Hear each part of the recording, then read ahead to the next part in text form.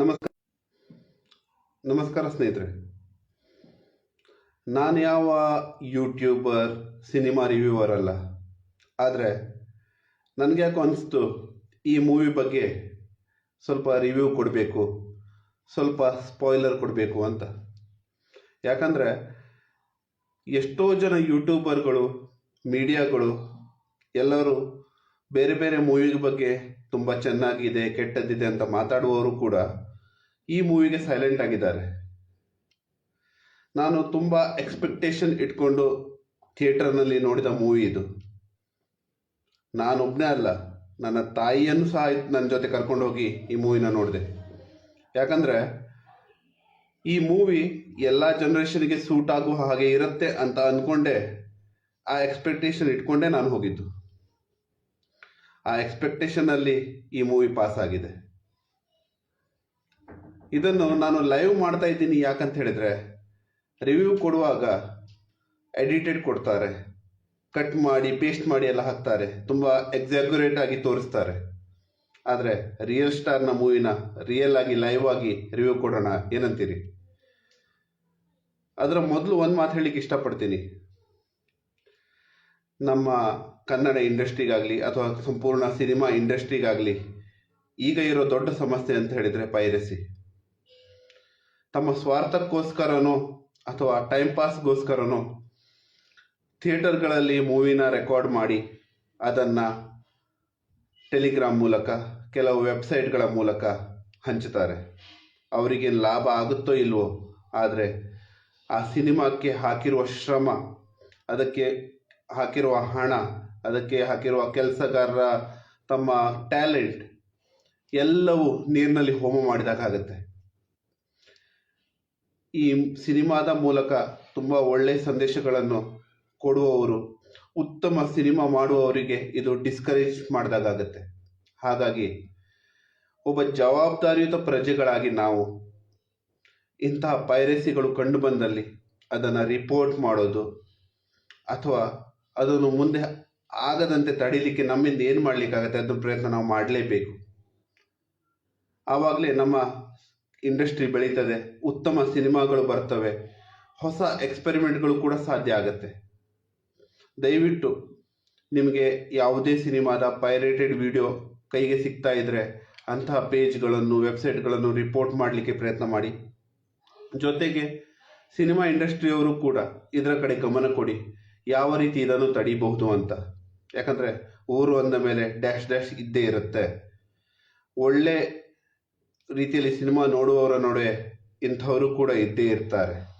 ಹಾಗಾಗಿ ಇಂಥದ್ದು ನಡೀತಿದ್ದ ಹಾಗೆ ನಾವು ಜವಾಬ್ದಾರಿ ತಗೊಳ್ಬೇಕು. ಕಾನೂನು ಕ್ರಮಗಳು ಇದ್ದೇ ಇವೆ, ಆದರೆ ಅದು ಸರಿಯಾಗಿ ನಡಿಬೇಕಾದ್ರೆ ನಾವು ಜವಾಬ್ದಾರಿ ತಗೊಳ್ಬೇಕು. ಓಕೆ, ಮೂವಿ ವಿಷಯಕ್ಕೆ ಬರೋದಾದರೆ UI ನಿಜವಾಗ್ಲೂ ನನ್ನ ಎಕ್ಸ್ಪೆಕ್ಟೇಷನ್ ಪ್ರಕಾರ ಪಾಸ್ ಆಗಿಬಿಟ್ಟಿದೆ.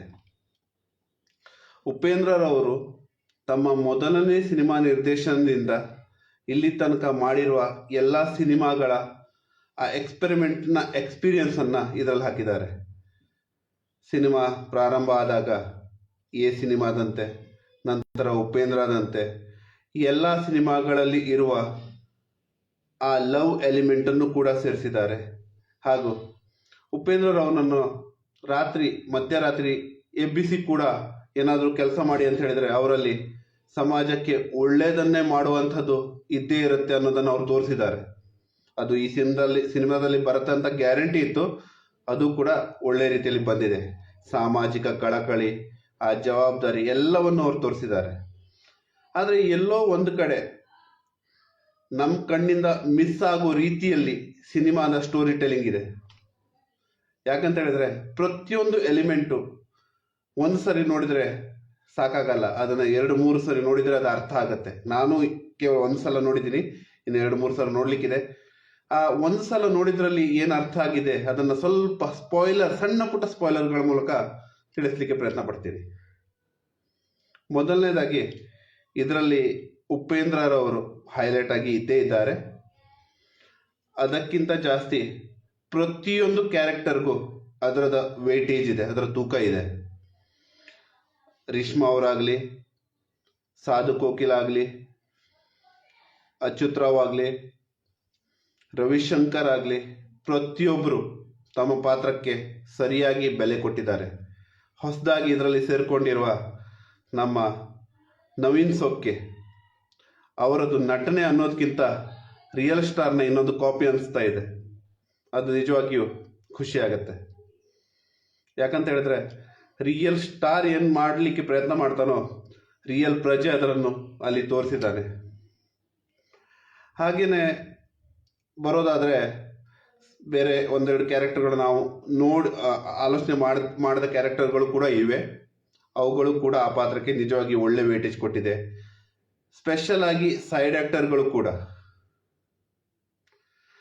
ಈಗ ಈ ಸಿನಿಮಾದ ಬಗ್ಗೆ ಹೇಳೋದಾದ್ರೆ ಉಪೇಂದ್ರ ಅವರು ಪ್ರತಿಯೊಂದು ಸಿನಿಮಾದಲ್ಲಿ ಆ ಪ್ರೀತಿಯ ಅಂಶವನ್ನು ಸೇರಿಸಿರ್ತಾರೆ. ಯಾವ ರಿವ್ಯೂವರ್ ಕೂಡ ಅದರ ಬಗ್ಗೆ ಮಾತಾಡಲಿಲ್ಲ, ಹಾಗಾಗಿ ಅದರ ಬಗ್ಗೆ ಮಾತಾಡೋಣ ಅಂತ ಬಂದೆ. ರೇಷ್ಮಾ ನಾಣಯ್ಯ ಅವರು ಒಂದು ಹದಿಹರೆಯದ ಪ್ರೇಮ ಹೇಗಿರುತ್ತೆ ಅನ್ನೋದನ್ನ, ಆ ಹುಚ್ಚು ಪ್ರೇಮ ಅನ್ನೋದನ್ನ ಸಿನಿಮಾದ ಪ್ರಾರಂಭದಿಂದಲೇ ತೋರಿಸ್ತಾ ಇರ್ತಾರೆ. ಆ ಪ್ರೇಮದ ನಡುವೆ ಆಗುವ ತೊಳಲಾಟ, ಅಂದರೆ ಯಾವ ರೀತಿಯ ಧೈರ್ಯ ಇಲ್ಲದೆ ಇರೋದು, ಅದನ್ನು ಹೇಗೆ ಎಕ್ಸ್ಪ್ರೆಸ್ ಮಾಡೋದು, ಆ ಧೈರ್ಯ ಬಂದಾಗ ಹೇಳೋ ಟೈಮಲ್ಲಿ ಏನಾಗತ್ತೆ ಅದೆಲ್ಲವನ್ನು ತೋರಿಸಿದ್ದಾರೆ. ನನಗೆ ಈ ಸಿನಿಮಾದಲ್ಲಿ ಉಪೇಂದ್ರ ನಂತರ ಅಥವಾ ಉಪೇಂದ್ರ ಲೆವೆಲ್ಗೆ ಪಾತ್ರಕ್ಕೆ ಗೌರವ ಕೊಟ್ಟವರು ಅಂತ ಅನಿಸಿದ್ರೆ, ಅಂದರೆ ಆ ಪರ್ಫಾರ್ಮೆನ್ಸ್ ತೋರಿಸಿದವರು ಅನಿಸಿದ್ರೆ ರವಿಶಂಕರ್ ಅವರು. ಸಿನಿಮಾದ ಮೊದಲಿನಿಂದ ಕೊನೆ ತನಕ ಅವರ ಎನರ್ಜಿ ಹಾಗೂ ಅವರ ಪ್ರೆಸೆನ್ಸ್ ನಿಜವಾಗಿ ಚೆನ್ನಾಗಿತ್ತು. ಈ ಸಿನಿಮಾವನ್ನು ಎಲ್ಲರೂ ಥಿಯೇಟ್ರಲ್ಲಿ ಹೋಗಿ ನೋಡಬೇಕು ಹಾಗೂ ಪ್ರತಿಯೊಂದು ಎಲಿಮೆಂಟನ್ನು ಅರ್ಥ ಮಾಡ್ಕೊಳ್ಳಿಕ್ಕೆ ಪ್ರಯತ್ನ ಮಾಡಬೇಕು ಹಾಗೂ ಅಳವಡಿಸ್ಕೊಳ್ಳಿಕ್ಕೆ ಪ್ರಯತ್ನ ಮಾಡಬೇಕು ಅನ್ನೋದು ನನ್ನ ಆಸೆ. ಇನ್ನು ಡೀಟೇಲ್ ರಿವ್ಯೂ ಅನ್ನು ನಾನು ಈ ಸಿನಿಮಾವನ್ನು ಮತ್ತೊಂದೆರಡು ಬಾರಿ ನೋಡಿದ ನಂತರ ಕೊಡ್ತೀನಿ. ನಿಮ್ಮ ಪ್ರಶ್ನೆಗಳಿದ್ದರೆ ಅಥವಾ ನಿಮ್ಗೇನು ಅನಿಸ್ತದೆ ಅನ್ನೋದನ್ನು ಕಮೆಂಟಲ್ಲಿ ತಿಳಿಸಿ. ಆಮೇಲೆ ನೋಡೋಣ ಹೇಗಾಗತ್ತೆ ಅಂತ. ಸಿನಿಮಾ ಥಿಯೇಟ್ರಲ್ಲಿದೆ, ಹೋಗಿ ನೋಡಿ ಹಾಗೂ ಪೈರಸಿನ ಅವಾಯ್ಡ್ ಮಾಡಿ.